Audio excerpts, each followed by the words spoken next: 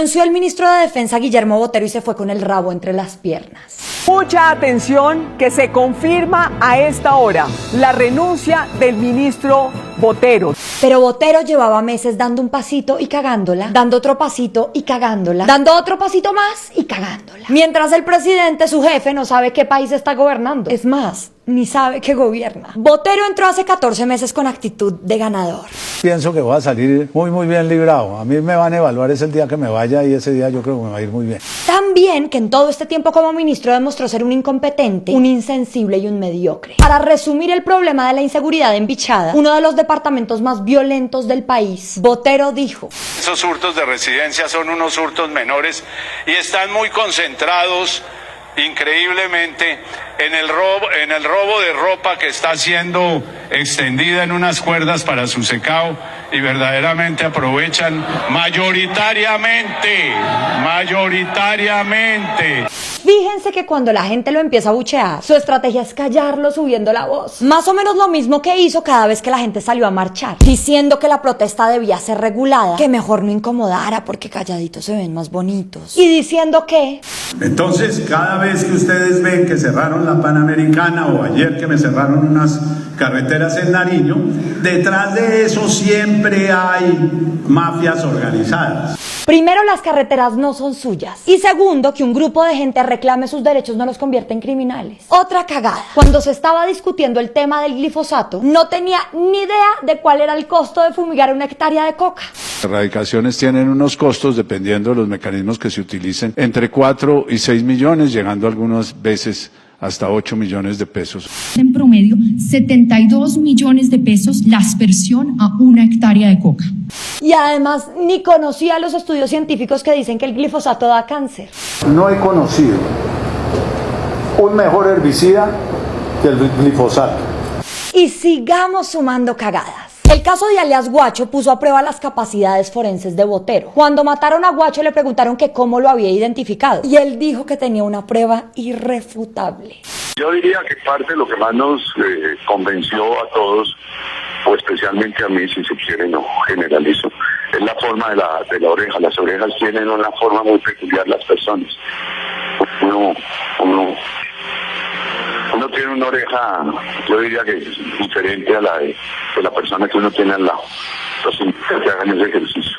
Pues nosotros ya lo hicimos y nos dimos cuenta de que Botero es un idiota. Y hay más. ¿Se acuerdan del papelón que hizo Duque en las Naciones Unidas cuando mostró unas fotos de un campamento del ELN en Venezuela? ¿Se acuerdan de que esas fotos no eran en Venezuela ni las tomaron este año? ¿Se acuerdan de que Duque fue el hazmerreír en Venezuela durante meses? ¿Y se acuerdan de la defensa de Guillermo Botero que estuvo encargado en parte de hacer ese informe?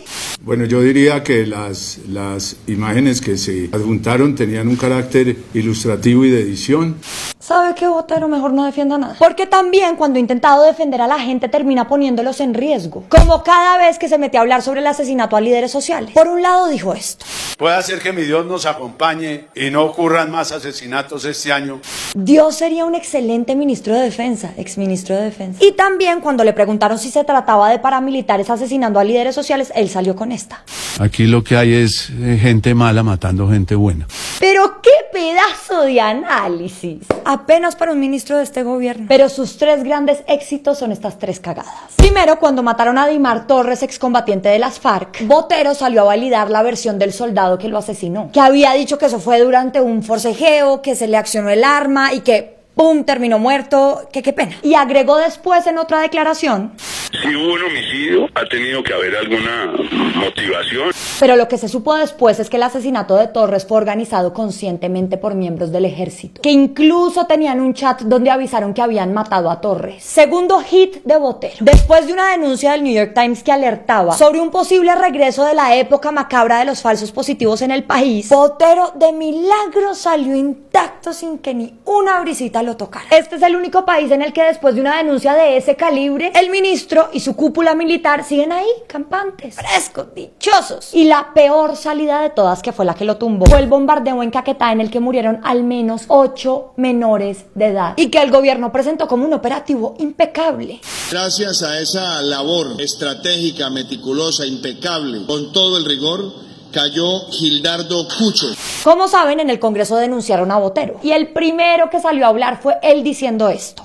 Cuando esta operación se hace, no se conocía la presencia de menores. Pero ¿cómo no iban a saber si había por lo menos 3 denuncias que alertaban sobre el reclutamiento de menores en esa zona? Tremenda inteligencia que tiene el ejército. Se da cuenta de que uno de los criminales más buscados está en esa zona, pero no tiene ni idea de que alrededor de él hay 8 menores de edad. Después, toda la hinchada del Centro Democrático salió a justificar la matanza de niños. Porque es que ¿quién los manda a ser parte de bandas criminales? Y aquí los culpables son las disidencias de las FARC por haberlos reclutado. Pero todo eso es de una ceguera absoluta. Porque todos esos menores fueron reclutados a la fuerza y son de hecho víctimas de ese grupo armado. Eso fue lo que hizo el gobierno, bombardear a unas víctimas que además eran niños. Nada justifica eso. Nada justifica además que no le hayan contado al país lo que pasó. Y nada justifica la estrategia de seguridad detestable que tenemos, porque no se trata solo de un ministro inútil, sino de una forma de pensar en donde el que protesta es un enemigo al que hay que callar, en donde los resultados del ejército se miden con número de muertes, en donde la respuesta a las comunidades abandonadas es mandarles un pelotón del ejército que solo agrava más los problemas, en donde los defensores de las comunidades son considerados unos bandidos y en donde los niños solo son buenos cuando son material de campaña. Y nada justifica el pedazo de presidente que tenemos, que suele quedarse callado con todos los problemas de este país y que cuando le preguntaron sobre el bombardeo a estos niños respondió con esta barrabasada.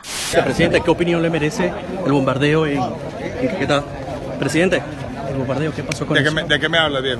Ese es Duque, un tipo que en 14 meses ha demostrado que está de espaldas al país, que hace la del avestruz porque mete la cabeza en la arena mientras todo a su alrededor se está incendiando, que es un inepto que llegó a ese puesto de chiripa y que su mayor cualidad ha sido reencauchar las ideas decadentes que le dicta su patrón. Debería seguirle los pasos a su ministro.